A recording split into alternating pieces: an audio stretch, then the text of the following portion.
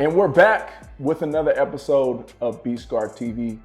And I have two very, very special guests. Mr. Myles Gaskin, AKA MG, and Salvon Ahmed, Come on, 2-6. AKA Sav, 2-6, AKA Essay. AKA Essay. Insider. I feel like Essay is a new one. No, it's not. It's sticking the most though. It's sticking. It's sticking though, but that's the people's choice. It's not my choice. Where did Essay come from? When I was in San Fran, a little bit. It's really because my coach couldn't say my name.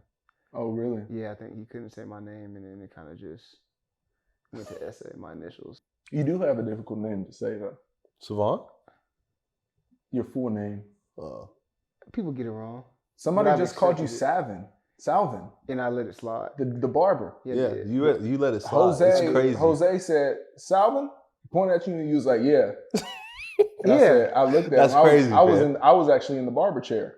And I said, you said Salvon? I asked the barber, he was like, yeah. I was like, oh, you mean Savon? Yeah, because everyone messes it up. So I just don't even take the time. You got to set a precedent. Yeah, you gotta, hey, my name is Savon, not S.A. Some people are sensitive. Myles, you got an easy name. Yeah, very. MG, has that, I mean, that's the nickname. I kind of just gave you that. Yeah. But I don't know if that's one. MG, Gas, about Gas. it. You know what I'm saying? Yeah. Ain't much to it. MG, Talk you to are me. in your fourth year in the NFL with the Miami Dolphins. Been here the whole time, running back out of University of Washington, originally from Seattle. Yup. Pacific Northwest, man. Yeah, man. Same thing we all have in common, man. Grew up in it. A little bit of rain. Not too bad. Miss it. Earn our respect. Had to earn it. Earn our respect. Definitely. It's crazy for us to be here in this room on the same NFL team, being from where we were from, which is Pacific Northwest. Me out of Portland, Oregon. Y'all out of Seattle, Washington. It's rare. No, it's crazy. Yeah. It's crazy. I think the Pacific Northwest is making a new little run, though. Yeah. I'm going to speak for Seattle, though. I don't know about Portland, Oregon. But I would say Seattle making its own little run. Seattle, we've had our run. Yeah. We've had our run. We've had dudes, man. Buda Baker. Myles Jack. Ourselves. Drew Sample. A couple dudes in the league. A couple dudes, T-Rap. Not Seattle guy, but Washington guys. A lot of Washington guys. If you count the University of Washington and Seattle together, we kind of put it on there. You can't do that. No, just count Washington guys. Washington guys. Just count Washington guys. Okay, Washington guys have put out Washington guys. of recent That's a lot. not Seattle, though. Let's not get that twisted. All right, Those but are like two separate in comparison to Oregon, Not if we count University of Oregon. but that was his statement, not mine. I think you can Bro, compare that's- those two. Bro, you can't say that. And first off, yeah, you can't don't name off put out more dudes in Oregon. Because You can't name off guys that are from your region But that the went to the dudes- school that's in your not your all region. not all the dudes. Not all the dudes. There's a lot of dudes that was there balling that weren't from the town, but a lot of dudes that were there balling were also from the town. Okay, so Yeah, some Seattle guys went to University of Washington. I'm not with him on that one. That But were balling and did their thing. For sure. I mean, so I did some research. I think it's 38 University of Washington NFL guys currently in the league. yeah, something like that. I believe it. That's an impressive number. I don't know what percentage of those guys are Seattle guys, but I wouldn't say a lot, but yeah. Washington guys for sure. But I Washington say guys, Washington has came up since I've been around. Like when I was in high school, looking at the league, I wouldn't say there's too many Washington guys. And now being in the league, there's solid amount. Facts, yeah. Solid Or amount. I mean, obviously, I don't think I paid attention to it that much as far as who was from Washington or anything. But now that we're in the position to actually see certain people going to do bigger and better things in the league, or just even making a name for themselves in college, especially training with Tracy Ford over there. So you kind of get to see guys take those steps. Guys, I mean, like you talk about Kyler Gordon, guys who getting picks back-to-back weeks, making a name for himself in the league, ended up being a second-round draft pick. And I remember training with him when he was, I believe, just getting to high school over with Tracy.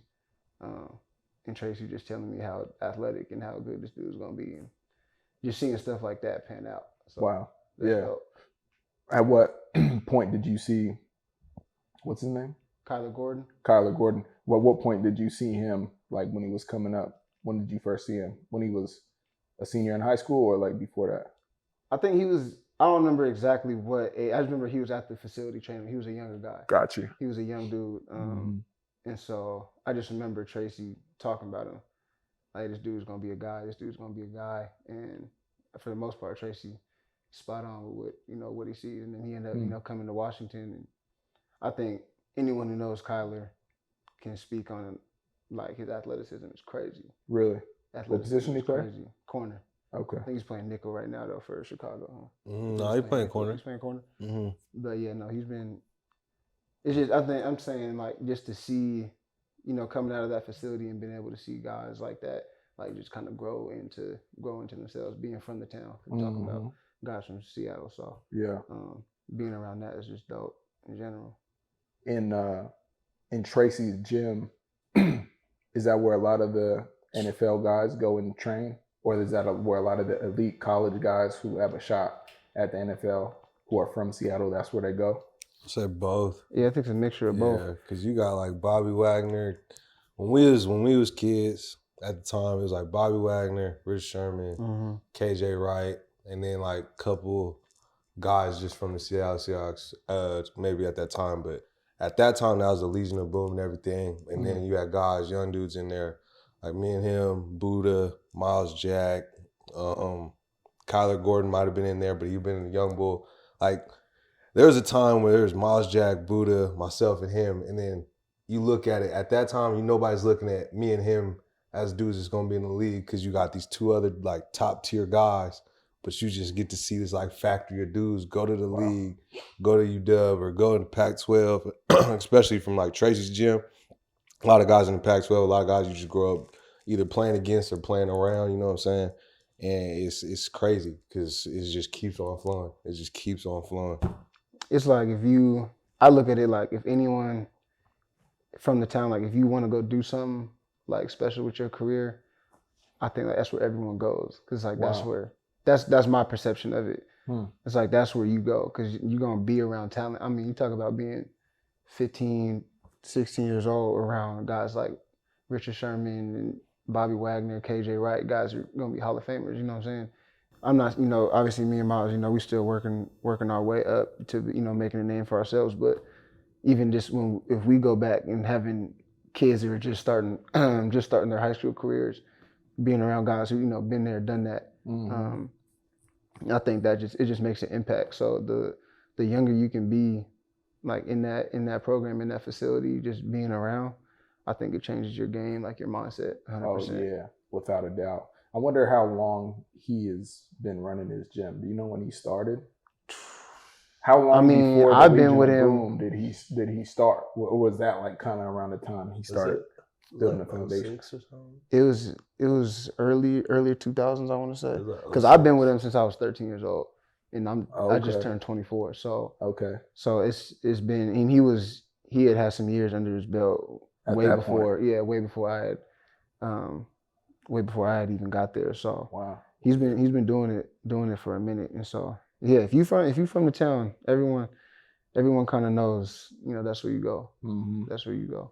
Yeah, I think it's interesting that, like, sometimes you wonder, okay, are there already a ton of elite? Is there already a ton of elite talent coming out of the Seattle area, and then they all come to Tracy's gym, or is there a little bit of elite talent, and then they start to come to Tracy's gym, which then creates the more elite talent, right? Like the factory actually like creates more, you know, elite talent to be coming out of the factory. You know what I'm saying? Yeah, does it breed it? Yeah, exactly. I think so. Because, I mean, obviously you got guys, like you got Paulo Banchero, like went first round to the Magic, and he's been in Tracy's gym. That's a dude that I looked at and like, hey, he going first round regardless of what you do any day of the week. You know what I'm saying? But I think for myself, just being around guys that wanted to go to the NFL when they was 13, 14, 15 years old, and just that environment, and then being around guys like I said, I was around Bobby and KJ and all them guys, but I never really spoke to those guys other than like, hey man, like, hey, what's up? Yeah, like as a young kid, like you hella cool, like I'm just saying what's up. But like just being around that work ethic and seeing what it took for them and what they're doing to be at their top shape, at their top peak level in the league, and being that age, maybe going into college, is like, hey, this is what I need to do to have that blueprint. I think that breeds the talent, that breeds the work ethic. Because, I mean, everybody talks about talent ain't really going to do much for you once you get to this level. Even in college, everybody's talented, you know what I'm saying? Right. So I think it's the talent that is God-given, but the work ethic that Tracy breeds into these kids, and then the kids breed into each other. Because Sal would tell you, but he was part of the 7-on-7. Like, I missed that part, but watching it from a distance, like those kids really compete, and then they go cross country and all that stuff. I missed that wave. I was never big on it, but being able to compete like at that level in high school, seeing what everybody's bringing from across the country, especially from Washington, because a lot of people don't, like we was talking about right now, like a lot of people don't know about Washington football, you know what I'm saying? I think it just puts a lot of people on in good position, you know what I'm saying? Yeah. I definitely think you go there, whether you're, you got the God's gift of, everything in the world as far, talent-wise, you're going to go there and get better. Regardless, you're gonna come out better.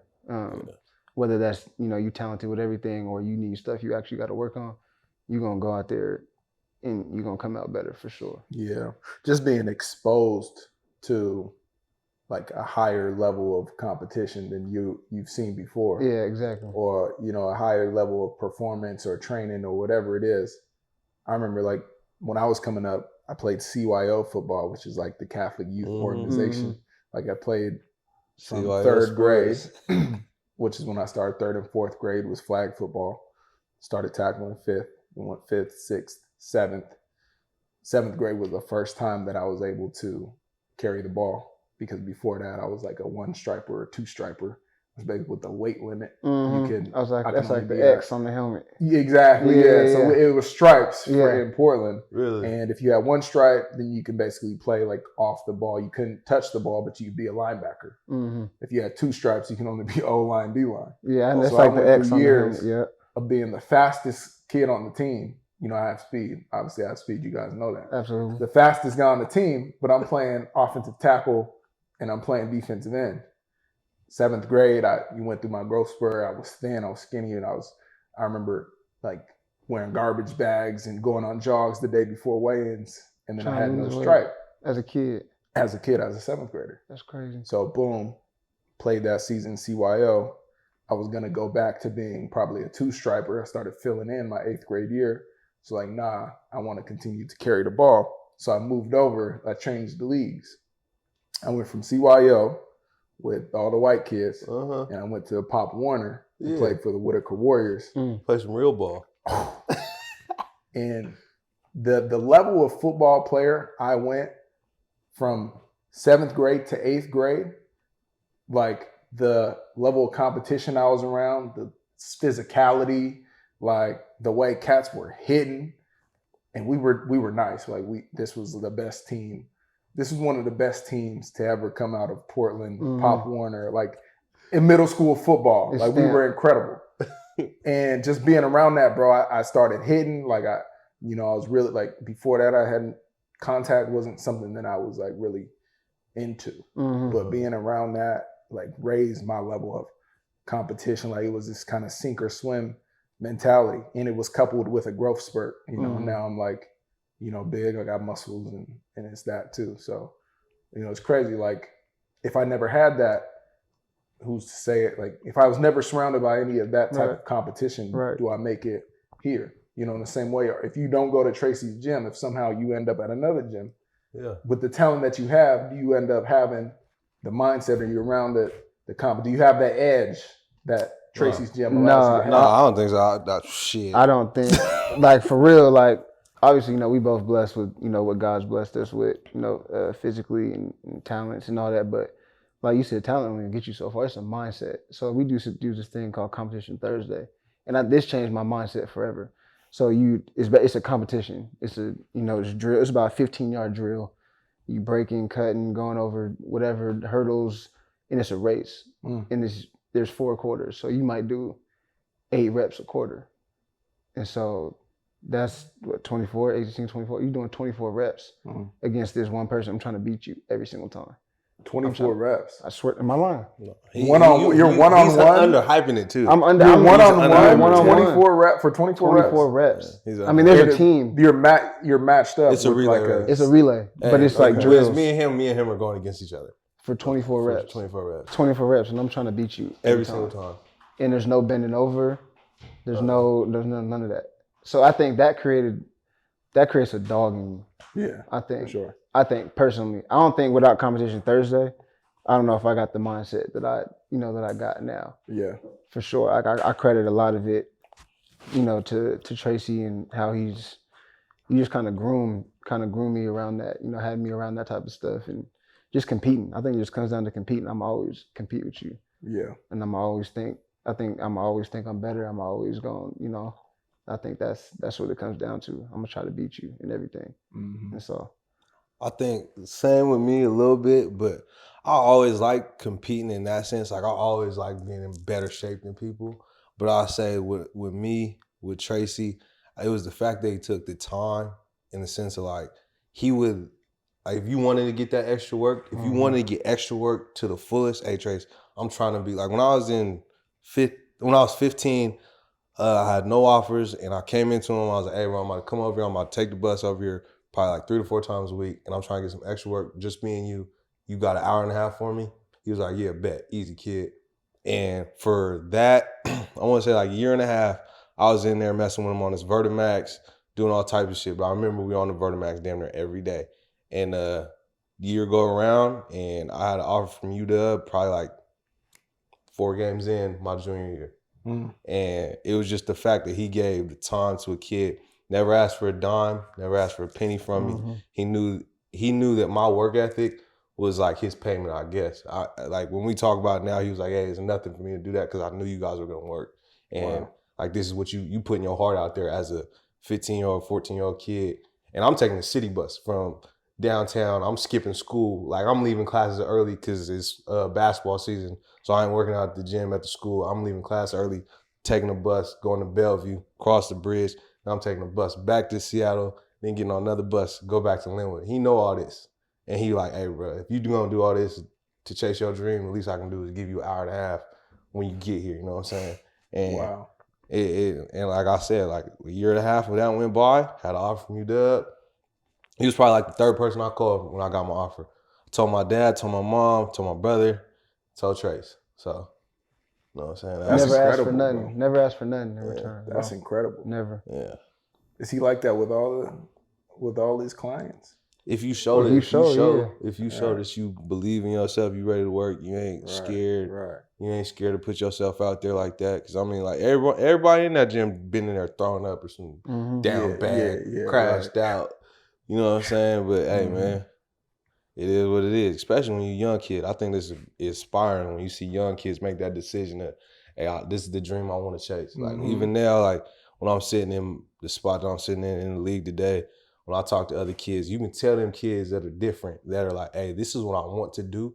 Tell me how to do this. Like, you know what I'm saying? Versus, oh, I just want to go to NFL, or oh, I want to go to NBA, or I want to go D1. Like there's other kids that's, hey, man, I'm doing this already. What else can I do? You there, like, help me. You know what I'm saying? So yeah. When you push yourself to another level, like as a kid, I think, again, like being exposed to like somebody being able to see Myles Gaskin, who plays for the Miami Dolphins, who went to University of Washington, and see him in the gym pushing himself a certain type of way. Now I'm able to like, okay, I understand what it takes. Yeah. So like when you were in the gym and you were taking those bus rides, was it because you saw a Bobby Wagner and a Richard Sherman, or where does that inspiration come from? Like I wonder, of these kids you meet, like those kids are exposed to this one kid that is showing that, the extra something, like the extra want to is exposed to you in the same way that another kid might. But like, what do you think is really the difference? My dad, my mom, my brother all work hard, like all work super hard. My dad used to wake up 4 o'clock in the morning, be out the door by like 4:30. My brother, if you know my brother, he know my brother, hardest working dude I still to this day I could probably speak on. Mm-hmm. He was over here helping me with my shoulder, and he was up like 5:30 every morning doing something on his laptop, working, trying to do something. Mm-hmm. And as a kid, all that work ethic, my mom did the same. My mom used to take the bus to work every day, working hard, getting 2 kids dressed, 2 boys dressed, all that type of stuff.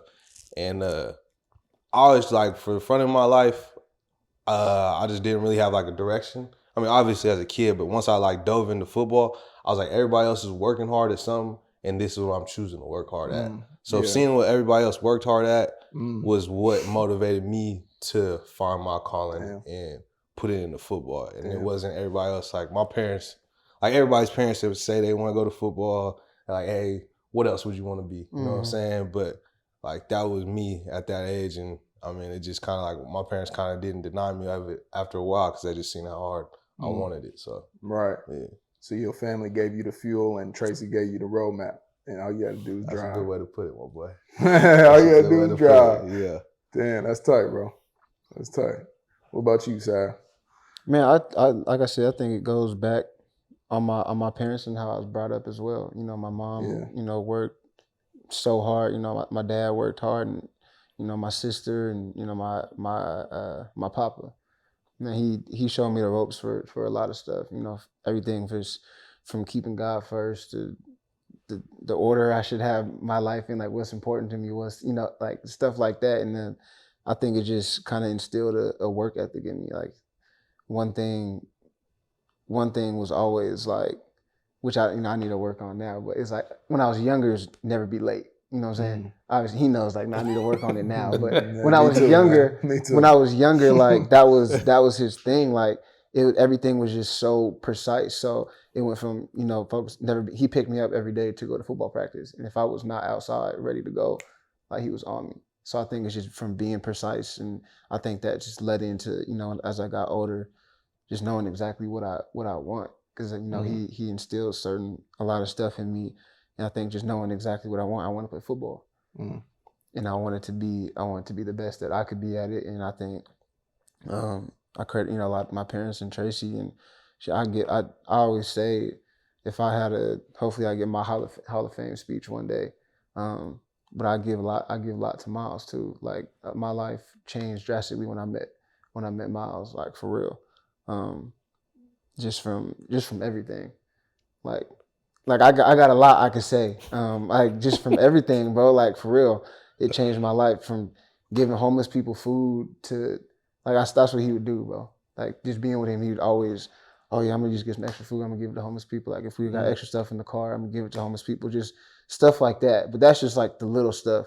But just and then working hard too. Like obviously I saw the stuff with Tracy and stuff, but you know, that's not when I'm around 24/7. I'm around Myles 24/7. When I got to college, Okay. And I think that's when I always worked hard. I always did extra work and did stuff like that. But I think that's when I took my work ethic to the next level. Because, I mean, this dude, I think anyone who knows, I mean, you know, you see him at the facility as much as we all there. You always gonna see, you know what I'm saying? Kind of put in work. But this dude, I mean, he worked so damn hard. So I was trying to keep up. I remember one day we had a hard Friday finishers in college. This is when we were living together, I think, after my freshman year. Friday finisher, I mean, you dead, you done. I'm at the house sleep. He's like, everybody go run these hills. I'm like, what? Like we on the bike, we on the assault bike. We did an assault bike, Friday finisher, lifting weights, front squatting, the house, whatever, and we going to run hills later in the day. So that was a changing point in my life. Whether he knew it or not, I was like, oh, this is what it takes, because he was all world, you know what I'm saying? So I'm trying to, how do I get to that level? Right. How do I get to that level? How do I do that? You know what I'm saying? How do I do that? Yeah. How? And so he showed me the ropes, bro. And still to this day, like I think we feed off each other a lot to this day. But, you know, I think obviously, you know, parents and my papa and Tracy, and I think to get to that next level was when I met Myles, for sure. So you got up and went and did the hills. Yeah, I did. Didn't always want to. You was on your bed looking at this man. I was like, bro, this dude is crazy. Definitely. It was just the two of you. It was just the two of us all the time. And that's kind of when it started. That's just my road dog. probably seen this dude every day for the past 3 years. I feel like. I That's mean, crazy. besides, when he was here and I was still in college, but No cap. Since we've like met, no, like I took him on his visit, and then you committed a while later, and he came in, and from then on, me and this dude have been like this, and it's crazy because like when you coming in, like I was like, yeah, I'm gonna be like, this is gonna be my dog as a freshman. I'm trying to show him the ropes because I had already done it for a couple other dudes because he's 2 years behind me, and I'm like, yeah, like this ain't gonna be like my best friend, but like I'm gonna help this dude out. Day one, this is my dog. This is my dog. Wow. Hey, where we going? Come on. We gonna do this. We gonna do that. Like it's been like that. I can't speak on why. Maybe because we just both running back. No, because it's more than that. But it's just been, I don't know. I have an older brother, and that's why I kind of looked at it when he came in. I was like, I can be an older brother for this dude. But as time went on, like people kind of say that older brother stuff, but I look at him as like my damn near like my twin brother, because I'll be asking for him for as much as help as just as much as he be asking me for help. Like, hey, I'm running things by him, whether or not I listen or not, and this is just life. Like whether or not I listen or not, I'm gonna run shit by him because it's my brother. Like this is a dude I see every single day, and like outside of my real blood brother, I'll probably say him. Like he probably know me the best just off of just being around me. Like sometimes we just be around each other, not saying shit, but like, hey, we gonna just be around each other. right. Yeah. So you took Salvon on this visit when you were a sophomore, or you was a redshirt freshman? No, I was a sophomore. I played as a true. Okay. I played as a true. He came in, but I knew about him because he was like all world coming in. So like he was like our number one recruit for UW to get. Like, hey, we gotta get this dude. You know what I'm saying? No, I wasn't 5-star. 4-star? Yeah. They should have gave me a 5, but yeah, whatever. I 5 got it anyway. You was a 5? No, hell no. They're not giving that in the Pacific They're not giving that. Rivals wasn't doing that, bro. Now they are. Dudes getting love now. Dudes is getting love. They getting offers from Alabama and stuff, Georgia, Florida States, and running back of my high school got an offer from Florida State. I ain't never seen nothing like that. Yeah. From Washington to Florida State? Alabama. It's crazy. Dudes wasn't getting offers from Alabama. Not when I was in high school. Not in Seattle. O State? I ain't never heard about nobody go O State. Now dudes getting Ohio State offers left and right. Happy for him, but I just never seen it until recent, you know what I'm saying? Yeah. I'm happy as hell for them boys. And NIL deals. Getting paid. College football different. Make as much money as you can. It's crazy. I actually did not know that y'all was that close, bro. Yeah. When I asked the two of you to do this podcast with me, which I appreciate y'all doing this, I was just like, okay, Sav, MG, they both in the same position room. They both running backs, and they from Seattle. So they hang out a lot. They're both my guys. Yeah. Like, let's make it happen. And we've been experimenting with like having one person on versus two guests, and this is our second episode we've had with two guests. But I had no idea that y'all had the history that you had until I started doing the research, and I realized that you guys were college roommates. And but before you got to UW, you didn't train together at Tracy's gym before UW. So we were training there, but we never really like ran into each other. There's a whole bunch of people in that gym. Yeah. But like we had both been in there at the same time. Right. But it was always like I knew who he was just because I knew like, hey, that's a young dude that's nice in the city. You know what I'm saying? Because you just know, everybody know who nice in the city. Like, we knew of each other. You know what I'm saying? Yeah. Well, Sav got dropped off at the gym and you were still on the bus. By the time you got there, Sav finished. I was showered. Type shit. So you got your 90 minutes of overtime. I got to get back, man. I got to get back north. You had that 7 to 8:30 session. I was going to class. Crossed bridges and got back to Bellevue and all. I was finishing class, and so that's all that was. I'll see y'all tomorrow. But yeah, we knew of each other, and then when I got to college my freshman year, we was roommates. We was roommates because I had to live in the dorm room, so I couldn't move out yet. But so they made us roommates like whenever we did travel stuff. Oh, okay. So we was roommates in the hotel. Okay. Because they did tutor room in college. Yeah. So I mean, literally, we damn near been roommates since we met each other. Because we was roommates then we was roommates my sophomore year. He was gone my junior year. I came out here after my junior year. We lived in the same complex. Stayed with me until he got his I crib. stayed with him until I got my crib. Wow. I moved downstairs. Yeah. And now we in the same complex. I live Right over there. across the little, That's across the hall. nuts. So our brother and sister went to my brother went to Morehouse. Your sister went to Clark. So And both so of they them. right there. They next to each Our other. dads damn worked near. together at Boeing. Yeah. And these are things that we didn't know We didn't before. know. Yeah. Yeah. Crazy. And really, he only like 10 minutes down the street from me. Yeah. Yeah. If that. He like the next city over. Back home. Yeah. Down the street. Crazy. That's wild, bro. Yep, It's weird. Yeah, damn near the same person. And another crazy part, he used to say this. He used to be like, yeah, man, we're going to play together in the same team in the league. Like, nigga, no, we're not. I used to be like, no, we're not, bro. The chances of that is 0 to none, fam. The very first year he in the league, we on the same team. I got the call. That's when Flo was still here. I got the call. He was like, hey, coming to Miami. This is when I was in San Francisco for a little bit, and I got released there. You was there for training camp? I was there for training camp. Yeah, Okay. yeah. I didn't. I made it through like the last cuts. Right. The last cuts. I went home. I was home for like 20 minutes, and then I was supposed to go do a workout for the Colts. So I was at the airport, waiting to get my information to go to Indy, and then I got claimed off of waivers from Miami. So then I had to change my whole flight information and everything. Right there on the spot, and then I called him. Was like, I think they had talked to you before. Greer came up to me and was like, hey, we got your boy. I was like, no way, because we had talked like a couple days before when he had got released. So I knew like he was gonna be somewhere in like next couple days. He's waiting for a call. And like, we got your boy. I was like, which one? Don't get me excited now. Don't get me excited. Your heart start fluttering. Hey, which one, bro?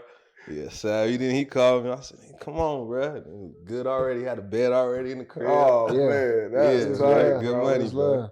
I know y'all was juiced. Yeah, man. It's crazy. I actually, my college roommate, Steven Anderson, that was my first college roommate, like assigned. And he played tight end. He played tight end at Cal. We were roommates my freshman year, not roommates sophomore year, then roommates senior year. We both went undrafted to the Texans in 2016. So a similar thing, like found out, got the call from the Texans and was like, okay, cool. And then I found out that Steve was going.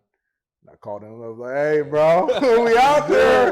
We in the H. We locked in. Good. Yeah. And you was there for 5. 5? Yeah, I was in Houston for 5 seasons. Went there in 2016. Was there with head coach was Bill O'Brien for 5 seasons. And then my last season there was 2020, the COVID year. And that was the year that OB, Coach O'Brien, he had got released. He got let go after like 5 or 6 games. And then they brought in Romeo Crennel as the interim coach. And we finished out that season. It was a shit show. That was the same season where there was all the front office drama with Jack Easterby coming over from the Patriots and that big article that was written and all that stuff. It was just a really dramatic year. Good seasons though.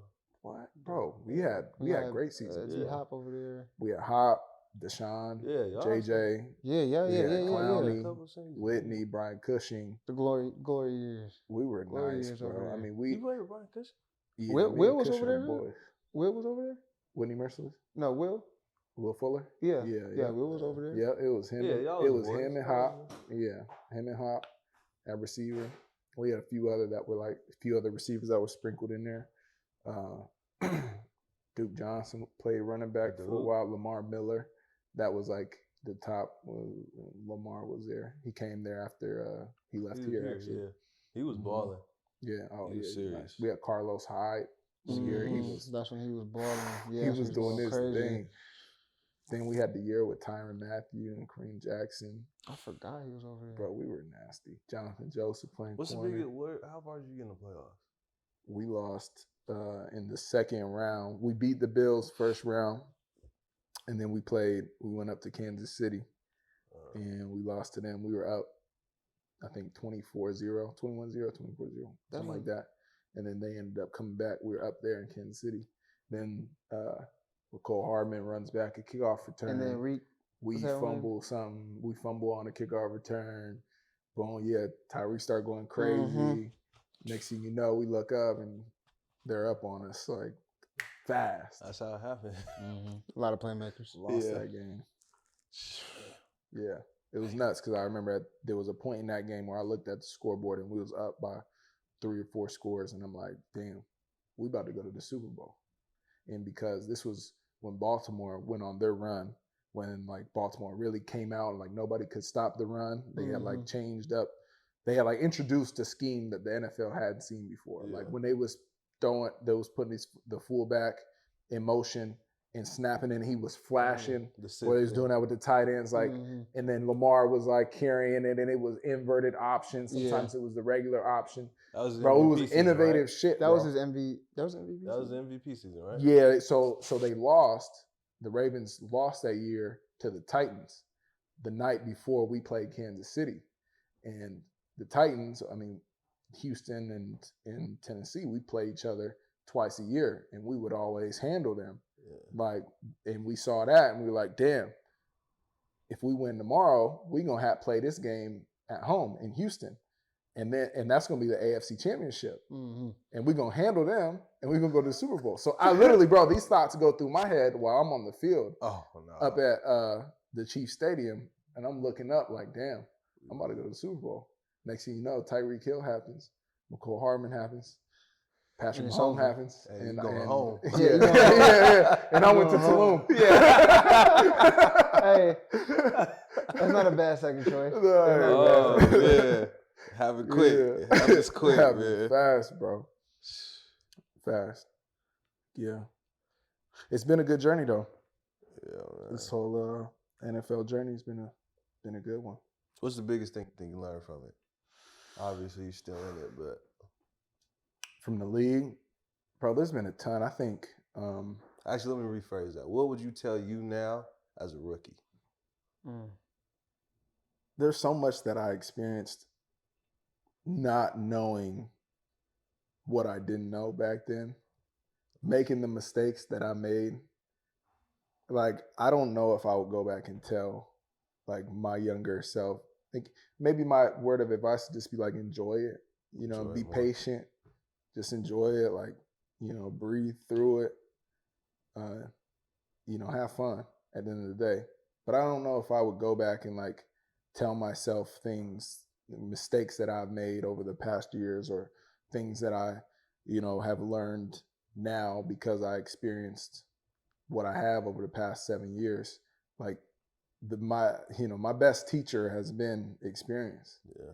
And if I knew something and somebody didn't tell me and I didn't have those experiences, like I wouldn't know for certain that certain shit works and certain shit doesn't, and I've been exposed to people that I've been able to just like see how they work, see how they become successful, the type of mindset, the type of confidence, belief in themselves that is like doubled down for me.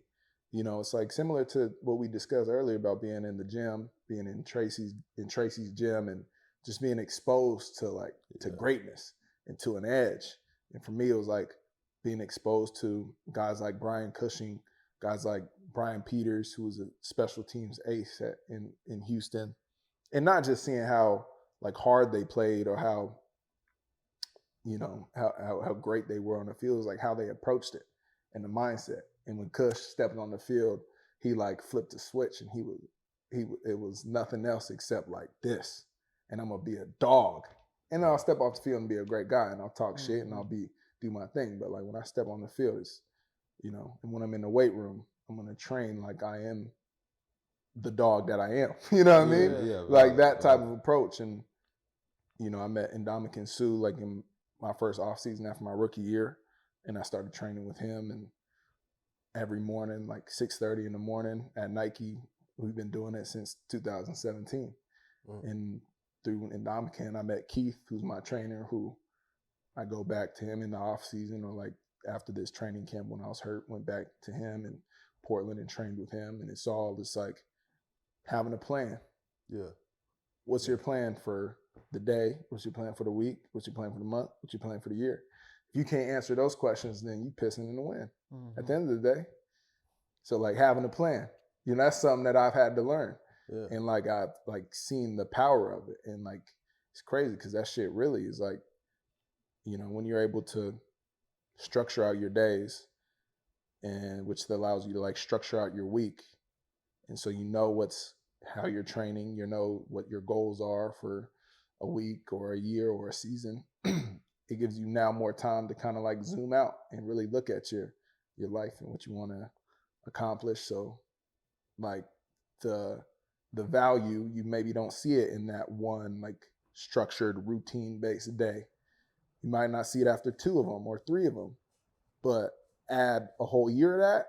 Okay, now you're looking at like exponentially, over time, I'm going to see that growth and I'm going to see the value because of how much structure and like I put into it. If that makes sense. For sure. I think I would go back until it's only, I've only been 2 years going on my 3rd year, finishing up my 3rd year, but I would say don't let nothing or nobody take your confidence, especially in this game. I think that's like the main piece. Because if you don't believe in yourself, then who you expect to believe in you? Right. First and foremost. So it's like, I think that just goes with this game. That goes with life. Just be confident in whatever you're gonna do. Just be confident. Whether that's, running back, we gotta make a lot of choices. Did I make the right cut? Confident. Whatever I saw. You know what I'm saying? Yeah, for confident. Sure. Whatever I saw it. If I did the wrong thing, I'm gonna bounce back. I'm gonna make a play. I think it's just things like that to where you're just confident in whatever you're doing. Yeah. Just be confident. And so I think that's what I've learned over my time these past 3 years. 100%. So. That's one thing that I've found in this league. Everybody thinks they're the best player. You have to. And it's like, it might you don't agree with that? Nah, I do agree. Oh, okay. I think you have to. Like it's delusional. You might look at somebody like, bro, you're not that good. Yeah. But they're like, bro, I should be starting. You know what I mean? Like, I should be playing dudes more. would be like, I should be starting. You're like, God. And I've been that guy too. Yeah, you know what I mean? But like, I don't. If somebody doesn't think that I'm that guy, I think they crazy. Yeah. He's delusional. Yeah, they're delusional. But not thinking that about me, that I'm the greatest out here. That's what goes. If you don't believe in it, then who you expect to? This was a hard team to make. Mm-hmm. You know what I'm saying? 100%. So I think that was something to really hone in on and just kind of look at. Yeah. No, but I think it's interesting though because it's a balance for me though. It's like, yes, being so confident of like nobody is better than me, having that mindset, but then also this fear of not being good enough that like pushes you. Yeah. I work so hard to not be mediocre, to not be average. Yeah. I don't rest on the laurels of the confidence that I believe that I'm great. But it's like, I also believe that like I'm scared of not being that. That's what so I work hard. It's this balance of like fear and confidence that's strange. Yeah. I think you have to. Like I'm a believe that. I think my confidence comes from how hard you work. If I'm just sitting at the house like, yeah, I should be out there doing, this, that, and the third, and then I'm not doing nothing, then it's kind of reversing your confidence because then you're like, well, I'm not really doing nothing to put myself in that position or to even be ready for that position. And so it's like what they say with prayer. You got to put a little work in with that prayer. You know what I'm saying? With your feet. You can't just sit there and pray on it and not do nothing. You gotta put a little work in with that prayer. Put a little work in with that prayer, and so I like that. And so I think that goes everything with your confidence.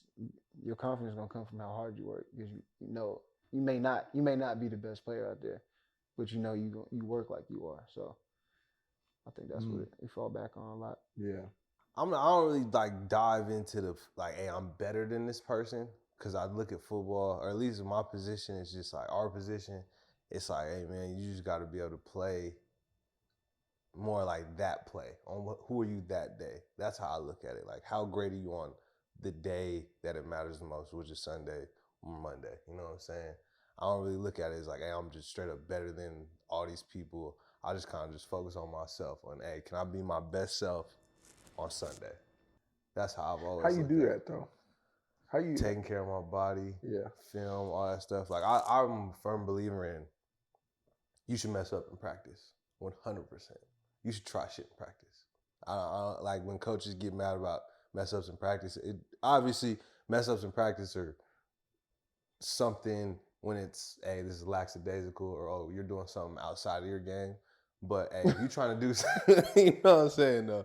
But when you try to do something like inside your game, hey, I'm trying to work on a move, or I'm trying to work on this release, or I'm trying to do something like that. Like, if you don't work on it in practice, don't do that shit in the game. Don't work on it in the game. Yeah, don't try that shit in the game. Mm-hmm. You know what I'm saying? So I believe, like, hey, if I can just see myself, if I can put myself in these positions up until Sunday, mentally, in practice, hey, that's how I can be my best Myles on Sunday. And then after that, that's all you can work with. You know what I'm saying? Right. When you prepare for one day of the week to be at your very best, I think that's what it all comes down to. That's what makes it so exciting when you play football. You practice these plays over and over and over and over again, and like nobody gives a damn about what you did throughout the week. Nobody, not even the coaches. Even though practice is huge, they don't give a damn about that shit. What did you do on Sunday? Did you make the play? Did you score the touchdown? Did you make the tackle? Did you make the, you know what I'm saying? Yeah. I think that's the most important, like taking that preparation, putting yourself mentally there, and seeing you make those plays, you know what I'm saying? Yeah. So. I think like what you were saying, sometimes like it's a delusional feeling. I think sometimes people get lost in like their confidence turns into like cockiness. You know what I'm saying? Mm-hmm. To where you're like, sometimes you're like, damn, you can be confident in yourself, but sometimes like people take it to like where they just like outwardly, you know what I'm saying? Yeah. Outwardly, I think that's where it kind of gets to where now people feel more comfortable. Be like, oh no, that's not you. You need to stay in your type of thing. You know, I think the confidence needs to be an internal thing. Yeah, right. It needs to be an internal. Like you don't need to be out here saying, oh, I could do this, that, and third, or I should da. Because now it's like a cockiness now. Yeah, you know what I'm saying? I agree with that. It's a disrespect thing in my eyes, I think. So I think like that confidence is an internal thing to where it's like you believe about yourself. If you don't believe it, nobody else will. So yeah. When you guys were coming up, the NFL running back position looked different than the type of players that you guys are. Mm-hmm. The game has evolved in your favor. Yeah. What'd you say? Yeah. Like, what running backs did you watch in like middle school? I mean, I liked LT. I liked LT. I say the running back position is still big as hell. I think we just some little dudes that play running back. I know I'm a little. I mean, they try to get LT and who else? I watched LT. I watched AP. These dudes are huge. I mean, AP is. No, I mean, but they was huge. I'm saying you was watching who I watched. But I mean, yeah. No, for sure. I watched Reggie, sure. But like, not a lot of. I get a lot of dudes aren't out there that look like us. A lot of dudes aren't out there 195 pounds. For sure. You know, out there doing that. So it's definitely. Back when y'all was like coming up, it was like Darren Sproles was really. Darren Sproles, yeah. But the way that you turn over kind of reminds me of Darren Sproles. That's love. Your turnover is crazy, bro. Crazy. like crazy. And being on the sideline these past few weeks, being on practice squad and just watching the game, and like watching you on the sideline when you be getting ready to go in, and like you do your little like on the line, you do your little warm up, and like it's like, damn, bro, your feet are fast. Yeah, I appreciate it. Yeah. No, so the positions evolved to now it's more commonplace. Like you guys are smaller backs, but it's a pass-heavy game where size at the running back position, other than longevity or the ability to stay healthy, like maybe that's where size hinders you. But as far as the ability to play within most offensive schemes, right, it seems to not, as opposed to back 10 years ago when they sending you through within the tackle box. Being a smaller back, we just didn't fly. That's tough. I mean, I think it just depends on the scheme too. Yeah. Sometimes, you know, I think most schemes, you know, nowadays are going to work for, you know, any type of back that you can find. But do you think it'll ever get bigger again? You think the running back's position will get bigger again? And I asked that. I mean, I think dudes are still big. I think we're just kind of. Yeah, I think we're just kind of small. We're just. I mean, small. backs are like I still 220. think dudes. I mean, you play on a defense, 225. so you like. Yeah. I mean, that's big as a running back. I think 225 is big. 225 is. Like, huge. name a back that's bigger than 225. Yeah. Okay. Outside like Derrick Henry. Derrick Henry. It's kind of 225. Joe Mixon. 220. So 215, Stevenson from the Patriots, like a 227. Yeah, That's but huge. he's big. He's a big That's back. huge. Yeah. So I think we just. It's like, I think like most backs are like that, like 210 to 205. I think 205. Yeah. I think a lot of them like 205, Yeah. 200. Seeing what Derrick Henry's been able to do, I think I read something that he's about to potentially be like the rushing leader this year for the second or third straight year, and it'll be the first one to ever do that. He's about to do it again? Yeah. He's in the running to do it again. Good. No pun intended. He's in the running to do it again. He's like that though. I didn't know he was going to do it again. He's a big dude. He's Dang. also there's very other athletic. big running backs That's been not doing around, what but he's he's doing. like that. Yeah. Derrick Henry's one on one. Yeah. You think about other dudes like Bo Scarborough went to Bama and everything like that. Big like Derrick Henry, but like Derrick, it's something to say. I don't know what it is. I don't know what separates him from him being bigger than everybody else and how he plays, but like there's something to say about how he plays his type of game. He's He's consistent. sneaky fast. Yeah, he's I think he it's, gets out And of he there. also stays healthy for the most part, it seems like. he's consistent. Because I then mean, 3 years. Scarborough had some injury. He has some injuries. Problems. But I mean, like, even like Derrick Henry, he came in, I think his first 2 years in the league were kind of like whatever, not like whatever, but like nothing crazy. Yeah. And then ever since then, it's been 1,000-yard plus every season type shit. So, Yeah. Which is like, it's interesting to see, the NFL is such a copycat league. Like, one team see that this dude, he's probably a smooth 240 at least, at See, the very that's what I'm least. saying. I don't think you're gonna find another Derrick Henry. No, And- that's but a for diamond in teams the not to rough. like try though. I don't You know think what I mean? that's what How I'm many saying. running back rooms have another 240 guy? Like that dude, bro, he's my size. Yeah, he's huge. He's ginormous, man. He's ginormous.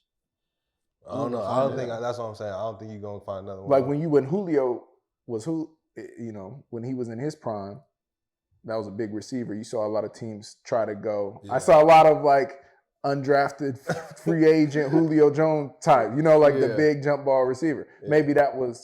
Maybe that existed before I got to the league, but it just seemed like yeah, it was a I don't Only trend place people you're going were- to find another Derrick Henry is probably at Alabama, where he came from. yeah. That's and what I even think. then, they ain't had one of him. They ain't had another one of them. Yeah, Right. He's a one-on-one. I mean, Who the coldest player y'all played with? played with? Played with. I might say Mm. Reek. I might say Reek. I ain't never seen somebody I that haven't seen gifted. anything like Tyreek either. I've never. And J-Dub has been doing some shit this year though. Dub's been doing some shit. He's Too. done I mean, some shit I've never both. seen before in my life. The way he be splitting The way he took that Ralph the, to the naked.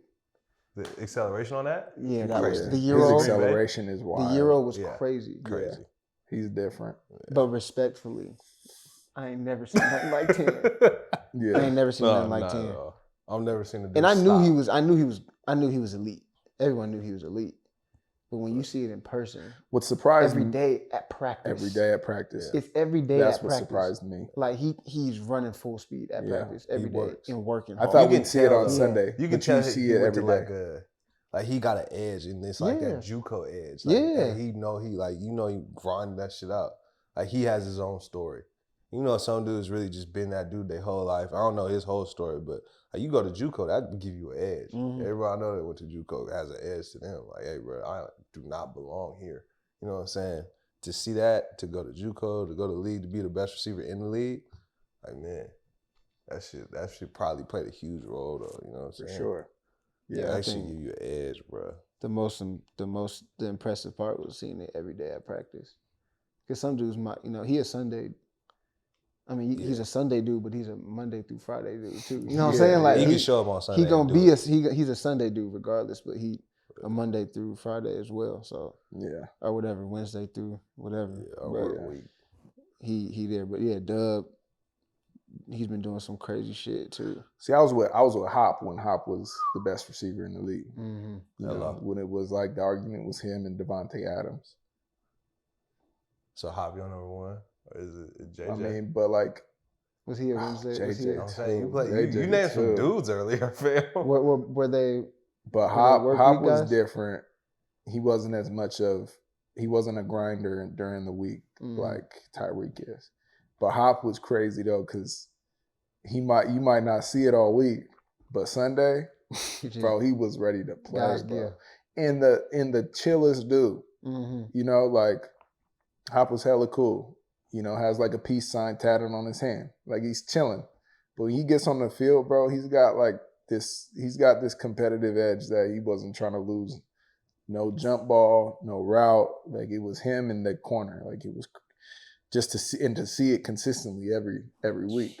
You know, but before practice, like she's chilling. Norma Tech song in the training room, sleep. That's what I heard. And then he goes out on the field and he does his thing, whatever. But come Sunday, he was just different. It's crazy. It's crazy. But yeah, JJ is he's one of the greatest I've ever played with, and that's a guy I learned a ton from, bro. A lot of the way I approach the game is what I learned from JJ, watching him work, because he's a Monday through Sunday guy as well. Mm-hmm. But he's also like, if you zoom in a little more, he's a walk through film, through practice, through like lifting after practice. He's like every moment. Right. That was the way he was eating. Like he was just. You serious about your diet like that too? Not as serious as the most serious guy. Sometimes that shit is all how much money you want to spend. Facts. You know what I mean? Like the meal preps are crazy. I've been in a point where like, when I'm really making like bread, which, I'm making good money, but like if I can afford to pay for a private chef, then yes, I'm eating good. You know what I mean? That's making my dinners. Yeah. And I had that for a couple years. This year, not as much, but I'm eating a lot better now than I have in the past. I think it's all just moderation. If you want that burger, go get that burger. Just don't do it the whole week. I'm a firm believer in working hard. Work it off too. Yeah, I'm a firm believer in working hard. Work it off. I think you can eat whatever you want and just work hard, fam. Get to year 7 and then we'll have this conversation. Yeah, facts. See if y'all still living like that. I mean, I eat good though, for the most part. I eat real good for the most part. The last time y'all had some fast food? After the game, I was eating I had Chick-fil-A. That stadium food in New England, I was eating that. That burger Chick-fil-A was before the game. That's not fast food. The burger and the chicken tenders? I wasn't there. He wasn't there. Oh, you wasn't there. But that was nasty. I thought the burger was good. Nah. I had a good burger. No, the burger was not. I thought that shit was good. No, the burger wasn't good. I want to transition. I want to just talk briefly about off the field and what kind of things you guys are into. MG, I know that you got some properties in Atlanta. Yeah. You dabbling in the real estate game? Yeah, I'm dabbling, man. I bought my first crib last February, so it's coming up on a year. Got an Airbnb. It's taking care of itself. Got a couple investment properties with my brother. Good Dirt Realties, man. It's been good for me. The dirt has been taking care of my rent, my mortgage. It's been doing what it's been supposed to be doing, man. I'm gonna try and get my next property probably by February. Probably do the same thing with Airbnb or live in it for a while. I might live in Atlanta, we'll see. But the dirt's been good to me. I'm actually thinking about, me and him talked about it, me and my other homie talked about it, but podcast too.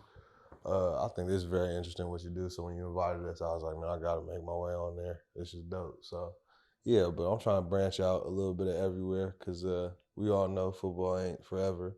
And I want to have like a good couple streams of revenue and also of interest though. I think with the dirt you can do a lot. Obviously you can make money, you can make a ton of money, but you can also affect a lot of communities. And that's something that I've learned with my brother.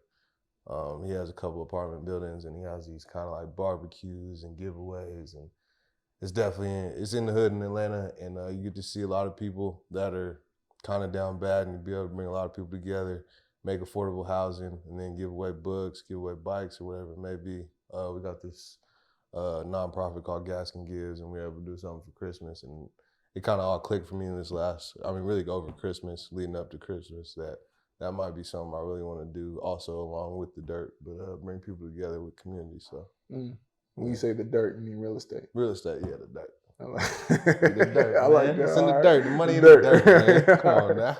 The dirt realtors. You been talking to an OG. You talking about the dirt. Money in the dirt. Who you been talking to, bro? Who put you on game, bro? Yeah, man. Yeah. So. Yeah, I'm doing the same. Man, I got a property that I just bought in I want to say last June or July, over in Atlanta as well. Coincidentally, you know, but yeah, just trying to do that, and also I'm big into working with kids. So, you know, whenever I got time to really, when I go back home, I try to get back in my community as much as possible. I remember last off season I was able to, or the COVID after my rookie year, I was able to go back and be a coach at my high school, and so that was like one of the dopest things that I could be a part of, just for me. You know, I'm from, you know, outside of Seattle, about 15 minutes. Not a lot of people made it to the NFL. I think one person from my high school did, and so it's kind of cool for me to go back and kind of be that role model to kind of show it's possible. But that's something that I'm, you know, really like to be involved in, mentoring kids in any way possible. Yeah. My major in college is education, so they always get on me about it, but I always want to be like an advisor for middle school students. Like I want to work with middle school students. So I go back to my middle school whenever I can, and just kind of see how I can get involved in any type of way. But yeah, so it's kind of, you know, doing that role and just doing real estate and stuff. That's what's up. Yeah. I like the real estate direction. Real estate, it's a good place to start when you building business. And I think with the community service piece, having both of those things move together. Because the real estate, once you get it set up, it takes care of itself. Yeah. The community service needs a little bit more attention, but deserves a little bit more attention too. Definitely. Also, me and my other homie, we all live, or I don't think you didn't live with Race, but we all close. We started a clothing brand business based around mental health, and just kind of clothes and mental health kind of go one-on-one together, kind of just describing how you feel on your shirt. And that's something I'm big into.